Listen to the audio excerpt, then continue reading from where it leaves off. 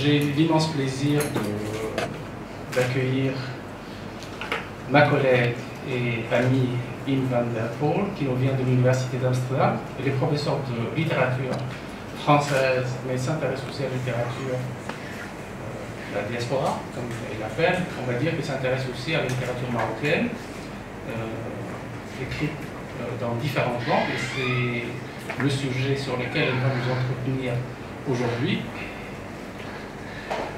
Elle s'intéresse à la théorie postcoloniale et elle est en train de finaliser un texte qui va sortir dans les éditions de Liverpool University Press.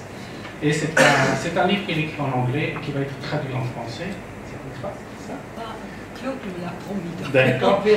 D'abord, il faudra finir. Voilà, finir le texte, mais qui est annoncé dans les éditions de Liverpool University Press. Et le titre est Diasporic Writing New Moroccan Voice en français, espagnol et néerlandais. C'est pour dire que ma collègue, Yves van der Poel, s'intéresse à notre littérature et c'est pour cette raison que je l'ai invitée pour vous entretenir à la fois de ses recherches, de l'avancement de ses recherches, parce qu'elle a une bonne expérience et une bonne connaissance des textes écrits en néerlandais par des Marocains, tels que l'Araoui et d'autres, mais aussi des textes écrits en espagnol, comme Najat, Hachmi. Et c'est pour cette raison, son expérience de lectrice de cette littérature qui nous intéresse aujourd'hui. Donc, en votre nom, je la remercie vivement de s'être déplacée d'Amsterdam pour nous. Et on est honoré de la voir aujourd'hui parmi nous. Et je lui cède la parole. Merci, Yves. Et à toi.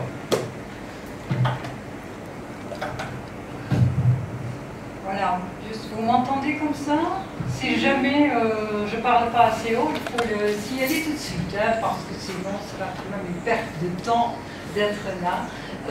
D'abord, bien sûr, j'aimerais beaucoup remercier le professeur Mohamed Ledala, un grand ami, depuis longtemps déjà, de m'avoir invité ici, et je retrouve avec un très grand plaisir cette salle, que je connaissais déjà, et aussi les collègues du département de français de Meknès, et bien sûr tous et toutes les étudiants de cette université, de ce département. Oui, mon titre peut vous surprendre un peu, l'éclatement de la francophonie, la littérature de la diaspora marocaine, une francophonie éclatée. Alors, juste quelques remarques pour expliquer ce que j'entends par cet éclatement. Revenons un petit peu en arrière, même beaucoup en arrière, à l'époque, bien sûr, du colonialisme, lorsque le Maroc était un protectorat français, une partie espagnole, bien entendu. On peut dire qu'à cette époque-là, du point de vue historique, politique aussi, il y avait une relation binaire entre ce qu'on appelait la métropole, la France, et le Maroc. Après son indépendance, le Maroc reste toujours en relation avec la France, bien entendu, mais il s'y ajoute d'autres liens avec d'autres pays qui deviennent de plus en plus importants. Donc on peut dire que les liens vont se diversifier. Par exemple, le Maroc est souvent considéré à juste titre comme une plaque tournante entre l'Europe et les pays africains, comme le Sénégal, le Côte d'Ivoire, etc. Mais le Maroc, bien sûr, depuis son indépendance, a noué aussi des liens, parfois très forts et très importants, avec d'autres pays européens que la France, l'Espagne notamment, mais aussi la Belgique, les Pays-Bas, la Hollande, l'Allemagne, l'Italie, et il y en a sans doute d'autres. Donc juste pour vous dire que, tout comme dans la vie politique, les liens du Maroc avec les autres pays se sont diversifiés, bien que, évidemment, le lien avec la France existe toujours, on pourra dire la même chose pour la production littéraire marocaine.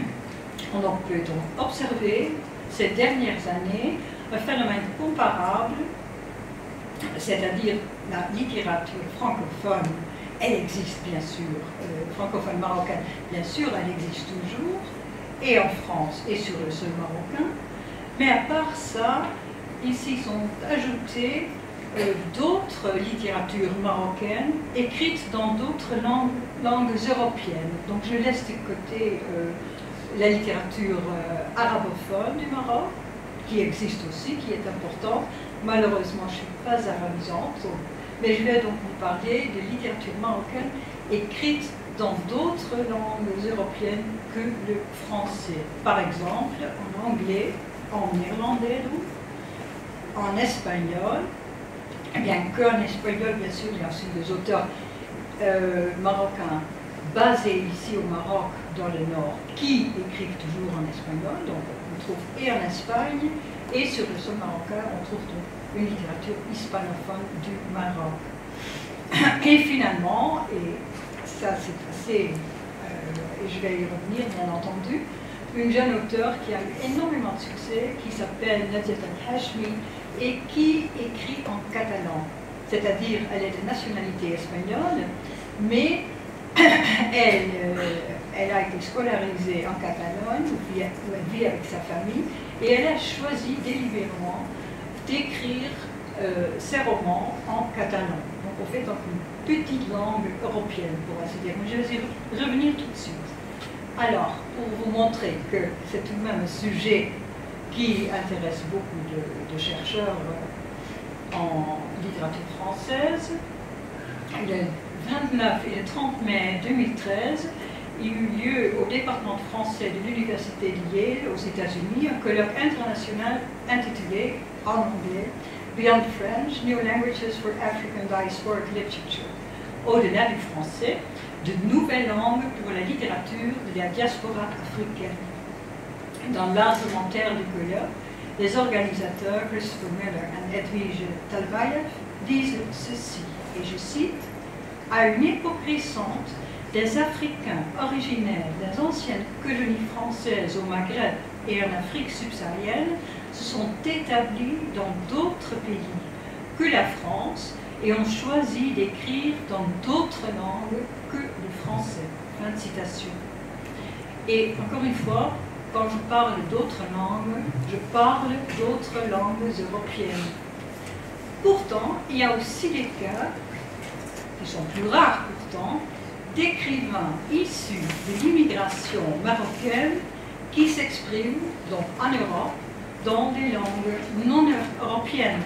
Pensons par exemple à des romans écrits en turc par des auteurs immigrés turcs établis en Allemagne, ou à la poésie écrite en arabe dialectal, en Derija ou en amzi, par des jeunes appartenant à la diaspora marocaine aux Pays-Bas. Donc là, c'est une affiche de festival, vous comprenez, de langue berbère, qui s'est tenu dans la ville de Rotterdam, aux Pays-Bas, en 2016, et où les jeunes issus de l'immigration, bon, on est maintenant à la 3e génération, de jeunes Hollandais, mais qui choisissent d'écrire des poésies en Dalfit, dans la plupart des cas. Donc c'est tout de même très intéressant, c'est tout un festival avec des chansons, avec des poèmes, etc., qui se tient chaque année dans la ville de Rotterdam. Je reviens au colloque Yale. Parmi les écrivains invités à Yale, car les organisateurs avaient eu l'excellente idée d'inviter les universitaires, mais aussi les écrivains, il y avait par exemple Pape Oumin au milieu sur la photo, Rachida Lambrabet à gauche, à sa gauche pour vous, non, à sa droite, la jeune femme, et Anwar Majid. Pape Oumin, après avoir quitté son Sénégal natal pour l'Italie, a obtenu un succès international avec son roman écrit en italien Io venditore di elefanti, moi vendeur d'éléphants, qui est apparu en 1990. Rachida Lambrabet est une écrivaine belge, néerlandophone, née au Maroc. Et Anwar Majid, qui n'est pas sur la photo, également originaire du Maroc, est un universitaire américain anglophone. Il est l'auteur de plusieurs essais et d'un roman qui a eu pas mal de succès, écrite en anglais donc, et qui s'intitule See Yourself, rééditée en 2005. Les cas de Rachel Lambrabel, donc toujours sur la photo, est très intéressant parce que la voilà de plus près. Elle est venue ici aussi, on l'a invitée. Les cas de Rachel Lambrabel, c'est très intéressant car cette écrivaine belge se compare volontiers à Hendrik Conscience. C'est quelqu'un que vous ne connaissez pas, c'est un écrivain belge. Et Conscience, lui, s'est battu donc, au XIXe siècle pour le statut de la langue flamande. Et le flamand et le néerlandais, c'est à peu près la même chose. Hein. Donc, il s'est battu pour le statut du flamand en tant que langue officielle de la Belgique, à côté du français, qui, au XIXe siècle, fut la langue de l'élite sociale en Belgique. Le flamand, par contre, fut considéré comme un patois qui se situait en marge de la société et du pouvoir. Rachid El-Amrabat se réfère donc à Conscience, cette grande figure de l'émancipation de néerlandophone de la Belgique, pour rappeler à ses compatriotes qu'il existe désormais un clivage comparable, donc comme au XIXe siècle, entre une littérature néerlandophone de souche, pour ainsi dire, hein, et une autre littérature néerlandophone considérée comme marginale, ou en tout cas comme autre, écrite par des écrivains comme elle, qui sont issus de l'immigration marocaine ou turque. Alors, revenons donc, parce que qu'est-ce qu'elle dit? Je vous ai copié quelques textes. Bien que j'écrive en néerlandais, mon écriture n'est pas censée répondre aux critères formulés par le centre. Hein, c'est elle qui le dit. Mes histoires sont vues comme des histoires des autres, de la périphérie. Hein, et bien sûr, son argument, c'est qu'elle aussi, elle se situe hein, au centre de cette littérature néerlandophone. Je vais y revenir. D'abord, un peu sur la francophonie. Dans l'ère post-postcoloniale que nous vivons aujourd'hui, de plus en plus d'auteurs parfaitement francophones, par ailleurs, comme la Rachid El-Amrabat, elle est tout à fait capable d'écrire en français, hein, si elle avait voulu. Parfaitement donc francophone, choisissent d'écrire dans une autre langue européenne que celle de l'ancien colonisateur, le français. Il en découle que les flux migratoires qui, depuis les années 70 du siècle dernier, ont bousculé l'existence des dizaines de milliers de personnes, nous obligent non seulement à repenser l'Europe, mais aussi à revoir et à restructurer en tant que littéraire nos conceptions de la francophonie, du rapport entre centre et périphérie, et d'une littérature monde qui ne se fait pas exclusivement en français. Curieusement, pour les auteurs en question, curieusement, tous les auteurs en question n'optent pas nécessairement pour l'anglais, qui dans le monde aujourd'hui, on pourrait le dire en tant que langue universelle, a détrôné du français. Mais il y a donc beaucoup de choix possibles. Je vous ai donné quelques exemples sur la diapo. Hein, Rachid El-Amrabat, écrivain belge, comme j'ai dit, né au Maroc, qui écrit en néerlandais. Anwar Medjid, écrivain américain, né au Maroc, qui écrit en anglais. Leila Lalami, vous avez peut-être lu, je ne sais pas, écrivaine américaine, née au Maroc, qui écrit en anglais. Fouad Laoui, vous connaissez, j'espère, écrivain, un cas très curieux, et un collègue et grand ami, qui est un écrivain de nationalité néerlandaise, qui est né au Maroc et qui écrit en français. Donc lui, bien qu'il parle couramment le néerlandais, a tout de même choisi d'écrire ses romans en français, où il est édité en France, chez Julliard. Finalement, Najat El-Hashmi, écrivaine de nationalité espagnole, parce qu'elle vit en Espagne, a été scolarisée en Espagne, elle est née au Maroc, mais elle écrit en catalan, parce que comme elle a vécu ou elle vit en Catalogne, elle écrit dans la langue régionale de la Catalogne, qui est le catalan. Donc, en voici quelques exemples de ce grand changement qui a eu lieu depuis, disons, une vingtaine d'années. Pape Kouma, hein, que je viens de mentionner déjà, est originaire d'une ancienne colonie française, le Sénégal. Lui aussi, il est parfaitement francophone, il parle couramment, il écrit aussi couramment le français, et pourtant il a délaissé la langue de Molière pour l'italien. On peut dire tout de même que Papuma a fait le choix d'écrire dans une langue européenne qui est celle de son pays d'accueil, l'Italie, mais qui est aussi une langue, l'italien, qui est dotée d'un réseau d'institutions lui assurant un lectorat suffisamment large pour être reconnu en tant qu'écrivain. La littérature italienne est tout de même une des littératures européennes les plus importantes. Mais qu'en est-il, je trouve ça assez curieux, qu'en est-il des écrivains originaires du Maroc qui publient en néerlandais, c'est vraiment une petite langue, qui donc publient en néerlandais, ou même en catalan, comme Najat El-Hachmi. Car tout en étant, je l'ai dit déjà, ils sont parfaitement francophones, hispanophones, dans le cas de El-Hachmi, elle a troqué délibérément une langue universelle, le français, dans le cas de Najat El-Hachmi, l'espagnol, qu'elle maîtrise aussi parfaitement bien, contre une des petites langues d'Europe dont l'envergure est relativement restreinte. La littérature catalane existe, mais c'est vraiment, parmi toutes les littératures européennes, une toute petite littérature.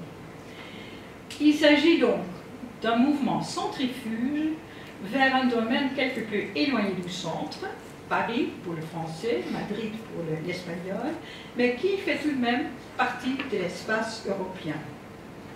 Alors, maintenant, j'aimerais bien discuter un peu avec vous la question de l'appartenance. Est-ce que c'est clair jusqu'à maintenant? Oui, d'accord. On continue un peu?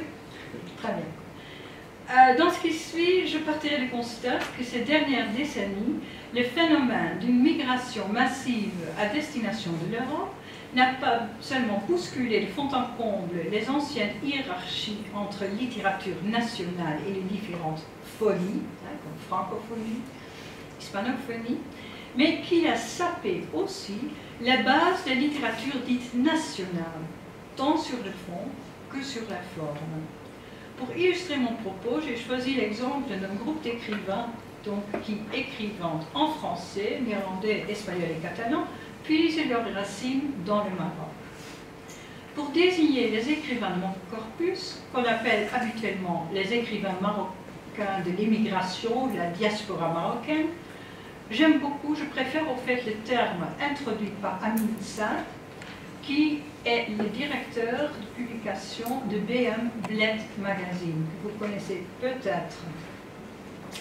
Alors, Amin Saad a introduit un nouveau terme, il parle des écrivains marocains du monde, et je trouve ça assez joli. Écrivains marocains du monde, retenons cette formule. En la proposant, le directeur de Bled Magazine s'est inspiré sans doute des signataires du pamphlet pour une littérature monde, que vous connaissez peut-être, pour une littérature monde en français. Manifeste qui a été publié dans le Monde des Livres en 2007 et qui depuis paru en volume chez Gallimard également en 2007. Alors, pour les écrivains en question, donc qui ont signé ce pamphlet comme Jean Rouault, il s'agissait avant tout de décentrer la littérature française et de mettre fin à la distinction entre littérature franco-française, écrite et publiée en France, et la littérature dite francophone, c'est-à-dire qui se trouve en marge du centre, à la périphérie, pour ainsi dire. Rouault loue l'hospitalité de la langue française, et au fait, nous retrouvons les reflets de cette pensée dans la contribution au débat de Fouad-Larouille. D'abord Rouault qui dit « La langue française est désormais libre à offrir son hospitalité à tous ceux et celles qui la recherchent. » Et Fouad-Larouille qui a déclaré également dans Le Monde « Montesquieu et Voltaire vont souvent parler de l'étranger.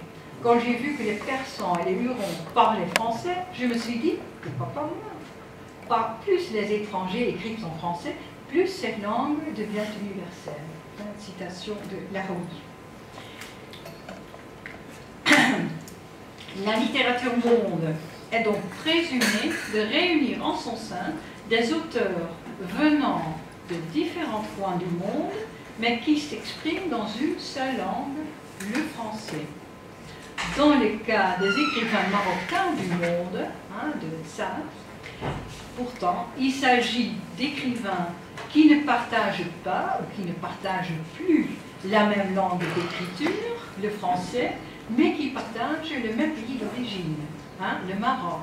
Donc, tandis que Rouault et compagnie mettent l'accent sur le français qui relie tous ces écrivains, Sade met l'accent sur les origines de ces écrivains, qui ont tous comme pays d'origine le Maroc, et le Maroc aussi qui revient, ça c'est très intéressant, presque toujours dans leurs écrits.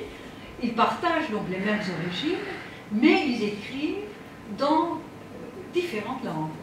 Donc voilà, deux concepts dont nous pourrons peut-être discuter plus tard. Alors, il est certainement vrai que depuis le début du XXe siècle, le lien entre la littérature et la nation s'est distendu. Ça, c'est tout à fait vrai. Elle s'est distendue progressivement, et donc on peut se poser la question où réside précisément la marocanité de ces textes écrits en irlandais, en catalan ou en français. Ça, c'est au fait la question que se pose ça. En fait, cette question se pose aussi, mais à moindre degré, pour les écrivains francophones et hispanophones du Maroc. Car bien que ces derniers, à l'encontre des écrivains marocains d'expression néerlandaise, trouvent toujours une partie de leur lectorat au Maroc même, ça vaut surtout pour les écrivains qui écrivent en français, en France, au Québec et au Maroc, mais aussi au moindre degré pour les auteurs hispanophones du Maroc, bien qu'ils soient tout de même pas très nombreux.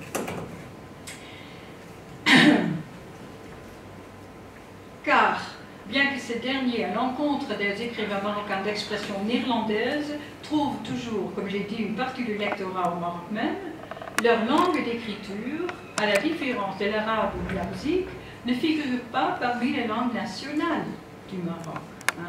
Depuis la décolonisation, elles y sont encore fréquemment parlées, le français, bien sûr, en premier lieu, mais sans jouir, si j'ai bien compris, d'un statut officiel. Ceci nous amène au lien présumé entre histoire littéraire et langue nationale. Donc le lien entre histoire littéraire et langue nationale. Donc la question de l'histoire littéraire. Et puis après, je vais revenir sur la marocanité. Ce n'est pas un très beau mot, mais bon, vous me comprenez, j'espère. Je n'ai pas pu trouver d'autres mots. Le caractère marocain des textes en question. Donc d'abord, la question de l'histoire littéraire. Avant d'aborder la question de la marocanité, constatons d'abord que les œuvres écrites par les écrivains de la diaspora marocaine font partie, sans aucun doute, à mon avis en tout cas, de l'histoire littéraire de leur pays d'accueil. Et c'est par ailleurs la position défendue, farouchement parfois, par les écrivains eux-mêmes. Je vais vous donner quelques exemples. Il y a donc un lien indissociable entre langue d'écriture et histoire littéraire nationale.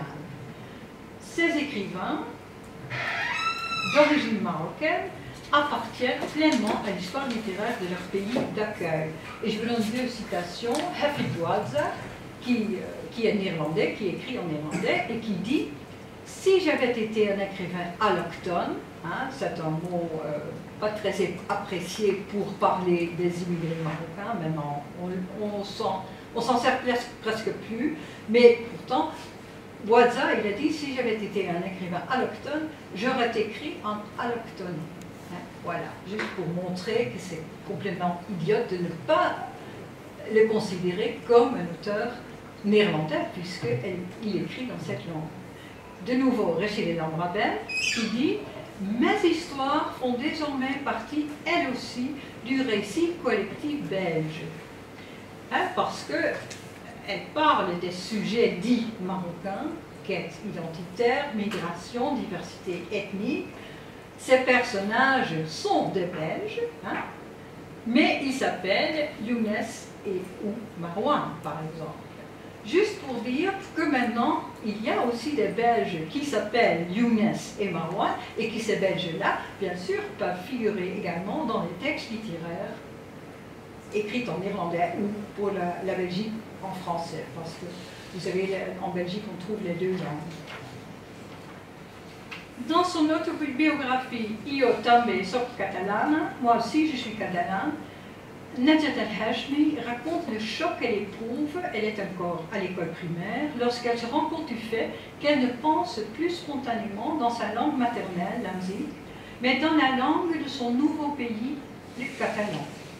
Et pourtant, les Catalans d'origine, hein, les Catalans de souche pour ainsi dire, persistent à la complimenter pour sa parfaite maîtrise de leur langue.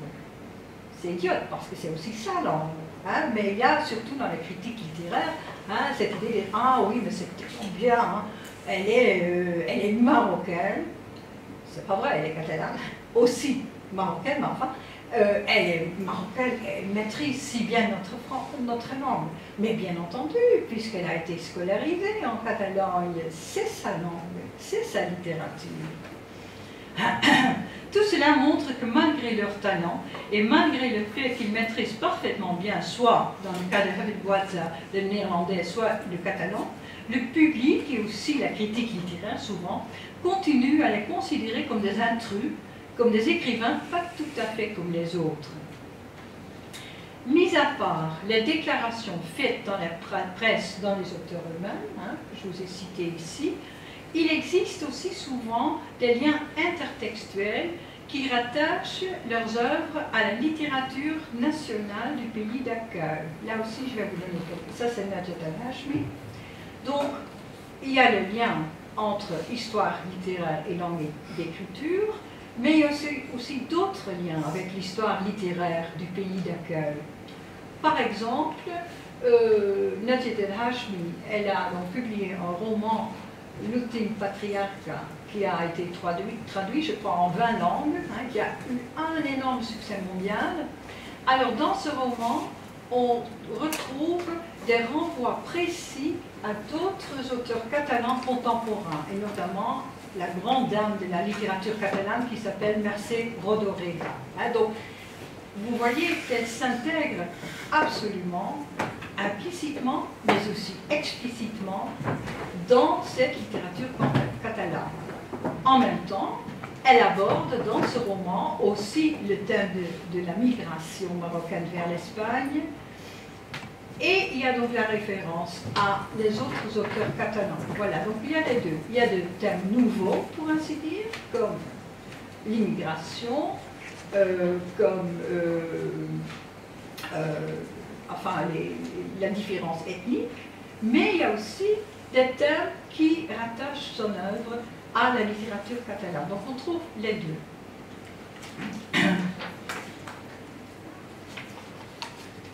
Rafet Bouazza, c'est aussi un exemple intéressant, le voilà, donc un néerlandais, aussi un auteur à succès.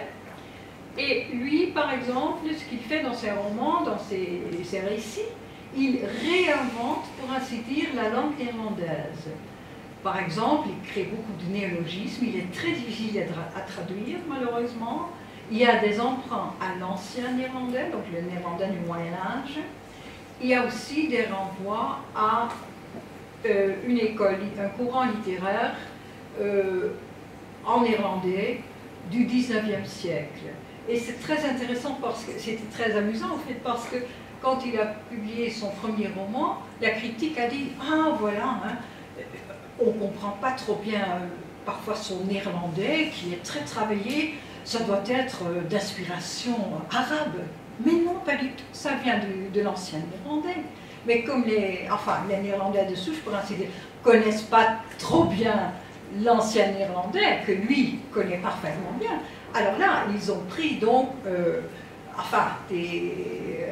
des mots précieux de leur propre langue, ils les ont pris pour des mots arabe, d'origine arabe. Donc voilà. En même temps, chez Bouadza aussi, il y a certainement présent le thème de la migration marocaine aux Pays-Bas. Donc, la question qu'on se pose maintenant, le Maroc, omniprésent dans tous ces textes, dans tous ces romans, dans tous ces récits, mais bien sûr la grande question est de savoir de quel Maroc s'agit-il, hein? En fait, un Maroc imaginaire en quelque sorte. On va voir. Le Maroc imaginaire au Perle continue à être une source d'inspiration inépuisable pour tous ces jeunes auteurs, dont la plupart est née en Europe. Hein? Donc, ça dépend un peu des auteurs, mais il y en a pas mal qui sont nés en Europe, en France ou en Belgique ou aux Pays-Bas. Semira El Ayachi, qui elle est française, elle habite dans le nord de la France, et qui dit « Pour moi, le Maroc est très inspirant. D'abord parce que je suis traversée par son histoire, sa culture, parce que j'aime sa lumière. Mon écriture est trempée par les images et le son du Maroc. » Et Fouad Laoui, dans un article sur Hafid Bouadza, oui, et il dit « Même si Hafid Bouadza a pris ses distances avec son pays d'origine, le Maroc, et qu'il se veut à tout prix écrivain néerlandais, il reste tout de même dans ce texte très marqué par le pays de ses ancêtres. » Fin de citation.